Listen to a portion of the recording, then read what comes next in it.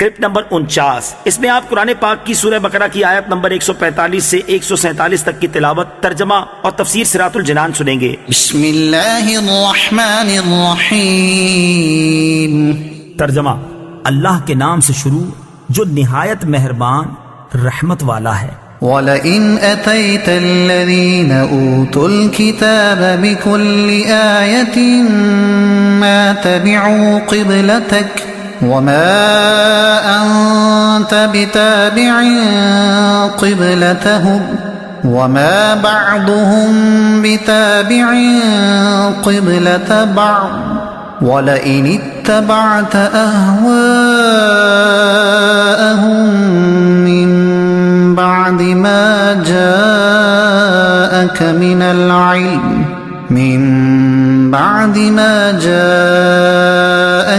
العلم إنك إذا لمن الظالمين۔ ترجمہ، اور اگر تم ان کتابیوں کے پاس ہر نشانی لے آؤ تو بھی وہ تمہارے قبلے کی پیروی نہ کریں گے، اور نہ تم ان کے قبلے کی پیروی کرو، اور وہ آپس میں بھی ایک دوسرے کے قبلے کے تابع نہیں ہیں۔ اور اے سننے والے، اگر تیرے پاس علم آ جانے کے بعد تو ان کی خواہشوں پر چلا تو اس وقت تو ضرور زیادتی کرنے والا ہوگا۔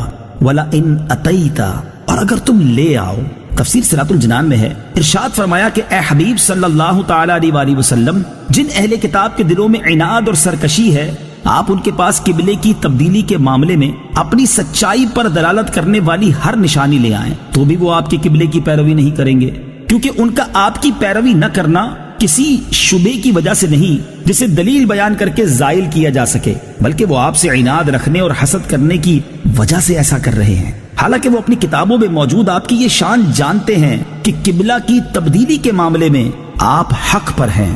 وَمَا أَنْتَ بِتَابِعٍ قِبْلَتَهُمْ، اور نہ تم ان کے قبلے کی پیروی کرو۔ تفسیر صراط الجنان میں ہے، اس آیت میں یہودیوں کے قبلے کی پیروی سے منع کیا گیا۔ اس سے یہ بھی معلوم ہو گیا کہ اب قبلہ منسوخ نہ ہوگا، لہٰذا اہل کتاب کو اب یہ امید نہیں رکھنی چاہیے کہ آپ صلی اللہ تعالی علیہ وسلم ان میں سے کسی کے قبلے کی طرف رخ کریں گے۔ وَمَا بَعْضُهُمْ بِتَابِعٍ قِبْلَةَ بَعْضٍ، اور وہ آپس میں بھی ایک دوسرے کے قبلے کے تابع نہیں ہیں۔ تفسیر صراط الجنان میں ہے، یعنی اے حبیب صلی اللہ تعالی علیہ وسلم، اہل کتاب آپ کی مخالفت کرنے میں تو متفق ہیں، لیکن قبلے کے معاملے میں یہ خود بھی ایک دوسرے کے مخالف ہیں، اور جس طرح ان سے یہ امید نہیں کی جا سکتی کہ وہ آپ سے متفق ہو جائیں، اسی طرح ان کے آپس میں متفق ہونے کی بھی کوئی امید نہیں کی جا سکتی۔ یاد رہے کہ یہود و نصارہ دونوں بیت المقدس کو قبلہ مانتے ہیں، مگر یہودی صخرہ کو اور عیسائی اس کے مشرقی مکان کو قبلہ مانتے ہیں۔ وَلَئِنِ اتَّبَعْتَ أَهْوَاءَهُمْ، اور اگر تو ان کی خواہشوں پر چلا۔ تفسیر صراط الجنان میں ہے، یہ امت کو خطاب ہے کہ خانہ کعبہ کے قبلہ ہونے کے بعد اگر کسی نے بیت المقدس کو قبلہ بنایا تو وہ ظالم ہے۔ الذين آتيناهم الكتاب يعرفونه كما يعرفون أبناءهم وإن فريقا منهم ليكتمون الحق وهم يعلمون۔ ترجمہ، وہ لوگ جنہیں ہم نے کتاب عطا فرمائی ہے وہ اس نبی کو ایسا پہچانتے ہیں جیسے وہ اپنے بیٹوں کو پہچانتے ہیں، اور بے شک ان میں گروہ جان بوجھ کر حق چھپاتے ہیں۔ یعرفونہ کما یعرفون ابناءہم، وہ اس نبی کو ایسا پہچانتے ہیں جیسا وہ اپنے بیٹوں کو پہچانتے ہیں۔ تفسیر صراط الجنان میں ہے، مراد یہ ہے کہ گزشتہ آسمانی کتابوں میں نبی آخر الزمان حضور سید عالم صلی اللہ تعالی علیہ وسلم کے اوصاف ایسے واضح اور صاف بیان کیے گئے ہیں جن سے علماء اہل کتاب کو حضور پر نور صلی اللہ تعالی علیہ وسلم کے خاتم الانبیاء ہونے میں کچھ شک و شبہ باقی نہیں رہ سکتا، اور وہ حضور اقدس صلی اللہ تعالی علیہ وسلم کے اس منصب عالی کو کامل یقین کے ساتھ جانتے ہیں۔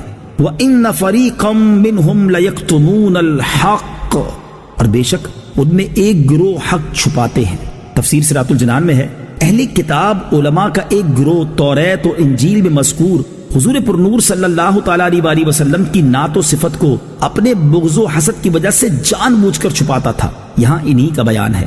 اس سے معلوم ہوا کہ حق کو چھپانا معصیت و گناہ ہے۔ حضور اقدس صلی اللہ تعالی علیہ وسلم کی عظمت و شان کو چھپانا یہودیوں کا طریقہ ہے۔ الحق من ربك فلا تكونن من الممترين. ترجمہ: اے سننے والے، حق وہی ہے جو تیرے رب کی طرف سے ہو، پس تو ہرگز شک کرنے والوں میں سے نہ ہونا. الحق من ربک، حق وہی ہے جو تیرے رب کی طرف سے ہو. تفسیر صراط الجنان میں ہے، قبلے کی تبدیلی اللہ تعالیٰ کی طرف سے ہے، لہٰذا حق ہے تو اس میں شک نہ کیا جائے. یوں ہی اللہ تعالیٰ کی طرف سے آنے والا ہر حکم حق ہے، اگرچہ اس کی حکمت ہمیں سمجھ آئے یا نہ آئے، لیکن حق وہی ہوگا اور مسلمان کا کام اسے ماننا اور اس پر عمل کرنا ہے. کسی بھی طرح کے حالات میں اس میں شک کرنے کی گنجائش نہیں.